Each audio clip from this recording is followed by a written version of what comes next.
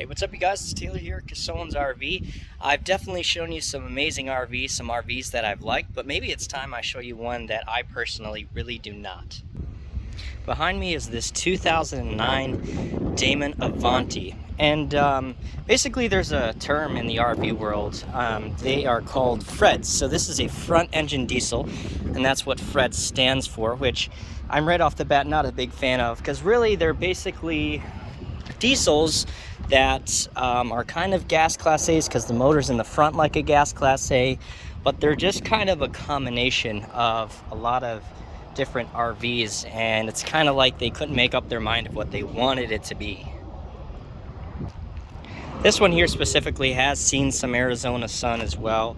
You've got just this clear coat peeling up here in the front, and the stripes have definitely seen their time as well. This has been an Arizona coach, and you can see even some of the screws in here have been rusted, which kind of means that the material that they've used, and I'll show you when I walk through here, it's just not the best with a lot of the stuff. The model is the 3106. I think this is going to be about 32 feet in length. So I just did a video on a 32-foot diesel, but that's a real diesel pusher. This is not a diesel pusher. This is a diesel puller, essentially, or a Fred, a front engine diesel.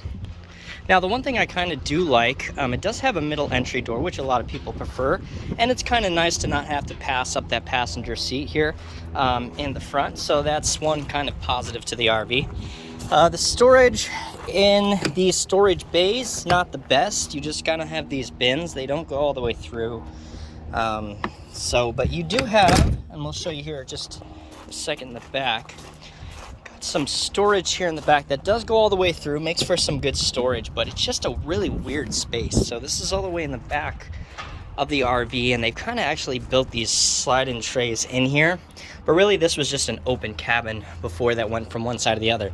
Now this is a really good storage space, but the placement of it is really unlike anything I've ever seen, just being in this back end and kind of hollowing out the back of the RV, and you'll see why that's kind of bad when we head on inside. Here's that other side with that entry that does go through.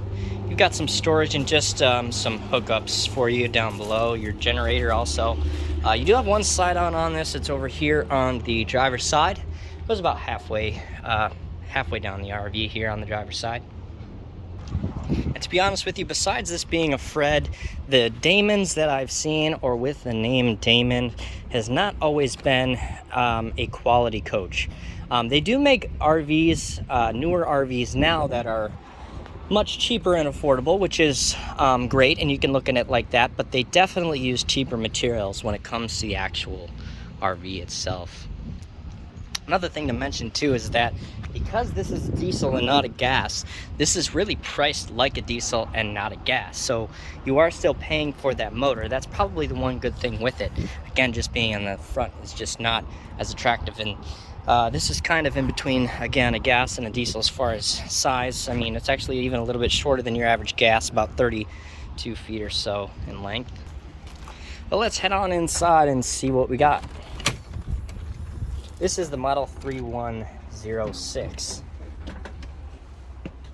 So right off the bat, across from the entry here, we do have the kitchen space. We have a little space here, but take a look at this kitchen. I mean, this is all you have for a kitchen. There's just no counter space. I mean, there's a little bit here, there's a little piece here, but there's essentially just not really a lot of space for actually cooking and all that stuff. I'll show you the bathroom door here in a second, but all the doors in here are kind of made with really cheap materials. You can kind of see, and they're also like curved, and everything in here is like curved in a weird shape. Even take a look at this boot dinette here right across from the entry door. Just really a kind of a weird setup. And actually the booth, the way it's laid out, wouldn't necessarily be a terrible setup in another RV if you did properly, but you got this extra end here that's just sticking out. It just wasn't placed properly. The slide's not deep enough for it, and it really just, of course, doesn't appear to look that nice. Even these storage containers here on the top here, again, you can see the doors here are all kind of curved, and they just end up being super like uneven, and you can see here over time. Same thing with these drawers right up here, it's on top as well. And even this couch, I mean, take a look at this couch. Although I will say, and I'll go over it here in a second with the front seats, the materials that they've actually used on the fabric in this RV are fantastic. They've held up really wonderful, which is really surprising in this because, of course, a lot of the other things didn't. They went cheaper on kind of the cabinets and the walls and things like that. But the actual seats, whatever material that they used, really held up. But the couch itself is just a really weird shape, and you can see down here below how it kind of sticks out, and it's just really just uneven looking. This doesn't pull out into a bed either. Now you do have extra sleeping right above here, above the two front seats, but it's just like all the way, instead of it stopping right here by that front slide, which you'll normally see in a diesel or just a gas Class A, it extends out past that, and then also it's a manual, and it's really not that easy to put down. Some manuals are. This is just not. Kind of a pain, actually. So here we are at the front of the cabin, and here are those front seats, which I find that middle entry in these seats are probably the big plus, or I think the plus, the only plus to this RV. Just the material that they've used. Again, it's really actually held up really well, and I would honestly probably recommend for a lot of the newer RVs owners or manufacturers, excuse me, to use material like this, because I'm assuming that because Damon used it, that it is a cheaper material, but it's still definitely held up really well. You do have automatic leveling in this RV, on this RV as well, which is definitely a plus. Another kind of really ugly thing is this dashboard here. Not only is it kind of tore up a little bit, but the problem just being that it's absolutely huge. I mean, let me back up here for a second.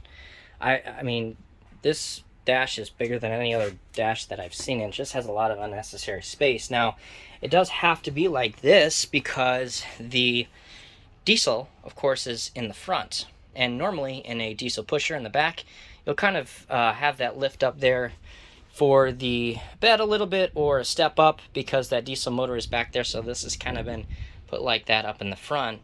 But the problem being is that not only is it like this in the front, but we'll see here in the back, because of that storage space, that the bed is lifted up a lot in the back as well. So let's actually head on back there to the back bedroom. And here's a Dometic refrigerator. That is a good refrigerator. It runs off of both gas and electric, but it's just super tiny. I mean, this is like smaller than your average Class C refrigerator, which is just not very effective in this Class A. Let's head on back here to this back bedroom. Here's the shower. Not a very big one. Just kind of your standard size shower. We do have a skylight up there above. And here we are in the back bedroom with basically the tallest bed that I've ever seen in a motorhome. Absolutely kind of ridiculous, actually. And you don't have any room over here whatsoever. I mean, you do have the steps up, so once you're up there, it is easier to get in to the actual bed. But at the same time, even on this side, which you have to squeeze by here to get by, and I can barely get by, which is not good news for anybody else. But basically, you have this shelf here, so you're still going to have to jump into bed. And then over on this side, I don't know how anybody gets into this side of the bed without just going into the bed from the bottom up to the top, because there's absolutely no way that any human being is going to fit over on this side. My leg barely fit over here. And then here is that toilet, and I was talking about, again, I was kind of rounded off cabinets and using the cheaper material, but it's just weird. I mean, I would have just gone with just a square in the RV, but everything in this is like rounded off, or just a different shape or a different edge. You can even see here on the walls, like, material just is not the best. But look at this door here, how it kind of curves off like that too. And it's not even with the actual close off here, which I'm assuming that's what it was supposed to be, but it's not at all, like, even remotely even with that there, although it does have a magnet that closes it off, but usually it's, you know, even there. Here's your toilet. My video got cut off again, but here we are. And this toilet, there's just not a whole lot of space in here for you to sit down. As soon as you're sitting down, your knees are kind of right there by that front door. And just take a look at this, kind of this wall. It's just not the best material in the world. But let me know if I'm wrong. Let me know down in the comments if you actually like this RV. If you guys have any questions about any other RVs, if you have an RV that you're interested in selling, feel free to contact me. I'll leave my email down in the description below for you to reach me out there. Be sure to like, subscribe, and I will see you next time.